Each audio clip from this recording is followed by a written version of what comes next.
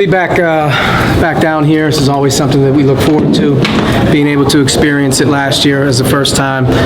Much more comfortable coming down here, knowing what to expect with the obviously the large crowd, and the passion that's down here in Southern Indiana speaks for itself. So it's good to be back. Our off season has been a little bit quieter than some in the past. It's been a little longer. Our guys have been working very hard up until they left for school, and then they got about a 3.5 to 4 week break before we'll begin our summer program, which starts, realistically this weekend. Our returners will be back, all of them, and then upon graduation of our incoming freshmen, they'll join us on June 12th. So as a staff, we're really excited to take it into phase 2.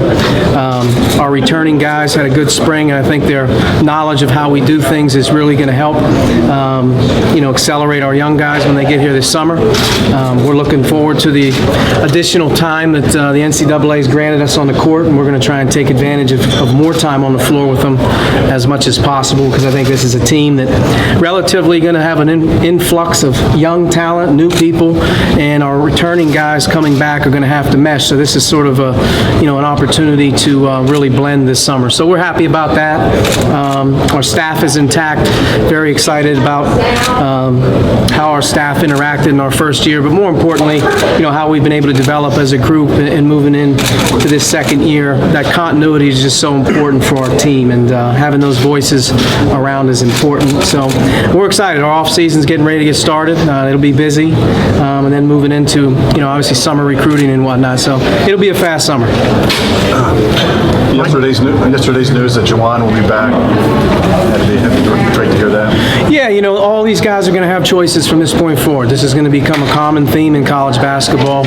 It's going to be a theme of which, these kids are going to give themselves an opportunity for more time and more information, and as long as it takes them to get it, I think they're going to have it. So as a coaching staff, you really have to take a step back.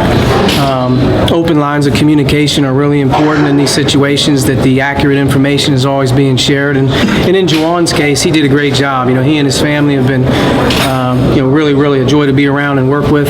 Juwan had, a number of workouts with teams. He got to be able to be in those settings, which is what we wanted.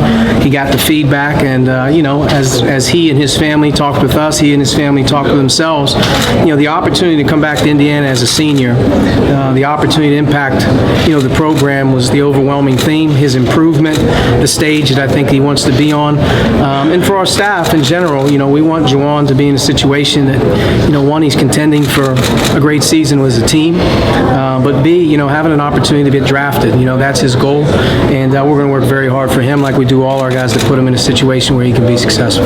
How was Duran doing? I guess his time frame. Yeah, Duran. Duran. It's been documented. Obviously, he had the ruptured Achilles in January. Took him out.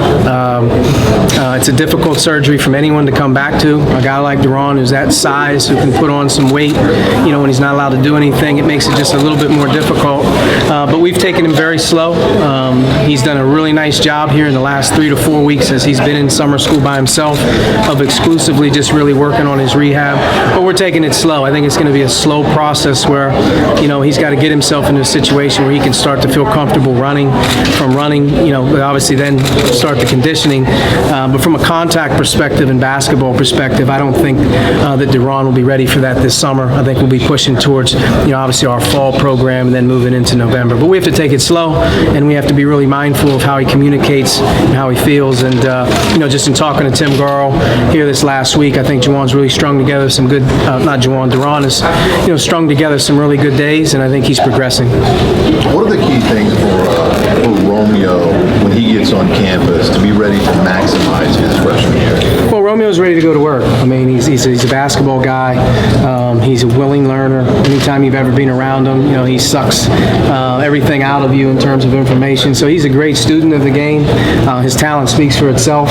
Getting acclimated to college is the first step, though. He and his classmates getting the ability to go to class, getting the ability to study for the first time in a college setting, having a schedule where you're working out and you're lifting, and the rigors of the pace start to pick up. So these 6 weeks for all those guys, not just Romeo, is a great opportunity for them to get acclimated, not only with the program and how things go, but just their own timetable and whatnot. But, for him, he's a great teammate. He's always been about winning. I think as he's coming into the fold right now, he's ready to get to work with the other guys, and we're going to put him and all of our guys in an environment where they're pushing it, they're getting better, but at the same time want to see some competition this summer, and to be able to see how these guys work together and fit together is going to be fun. But I think Romeo will handle it fine.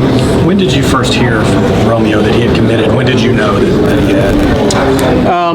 When we watched the television show and he put the hat on, I think that everyone was pretty much in the same boat, and that was how that process was going to go all the way through.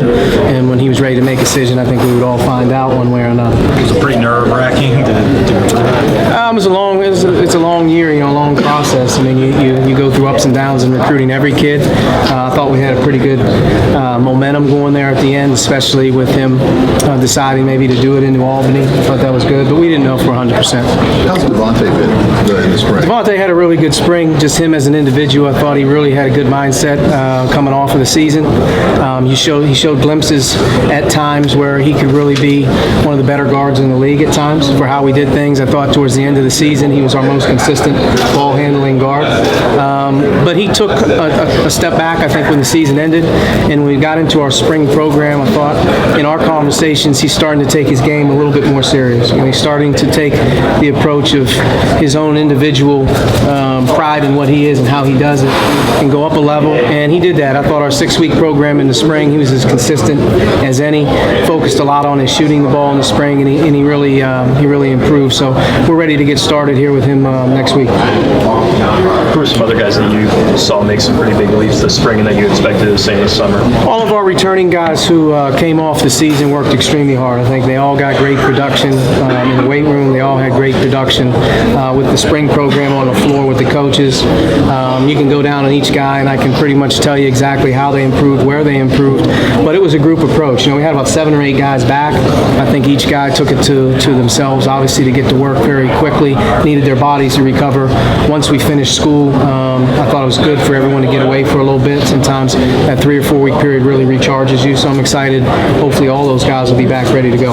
Where do things stand with a non-conference schedule as a whole? And It's building. The non-conference schedule right now, it's just a challenging thing to do, especially in our last 2 seasons with the Big Ten schedule impacting a lot of what you do doing, just regarding dates. And, when you move to 20 games, you move to finding out whether you're in the ACC Big Ten, whether you're in the Gavitt. We already have the Crossroads. We're holding a lot of time frames for these TV announcements. So when the TV announcements come in, that really helps us shore some things up just in getting it. But I think our non-conference schedule this year will be more difficult than last year's. We have to challenge ourselves. Our league in general last year, from a non-conference standpoint, just quite frankly didn't get the job done, and that's why our league in general, as the course of our season went along and you had good wins, we just didn't get any credit for that in the Big Ten, and that was something that I think as a league we addressed this spring. So, moving forward, this non-conference schedule, we're hopeful it'll get done here in the next couple weeks. We'll hopefully find out our ACC opponent here,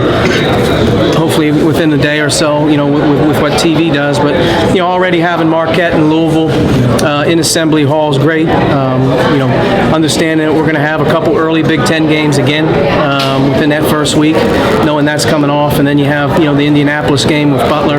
You're going to probably have an ACC game on the road. So I would suspect that our finish to November and our finish through December would be a gauntlet. And that's what our league is sort of trying to figure out right now, how our league addresses, really in coming off of an exempt event or coming off of something right into the challenge and then all the way through the early Big Ten. And then you finish off with your Louisvilles and your Butlers and whatnot. So, I think it's going to be very challenging for our team. We need to challenge ourselves earlier, better than we did a year ago, just in terms of, practice starts earlier, how we're going to approach our exhibitions.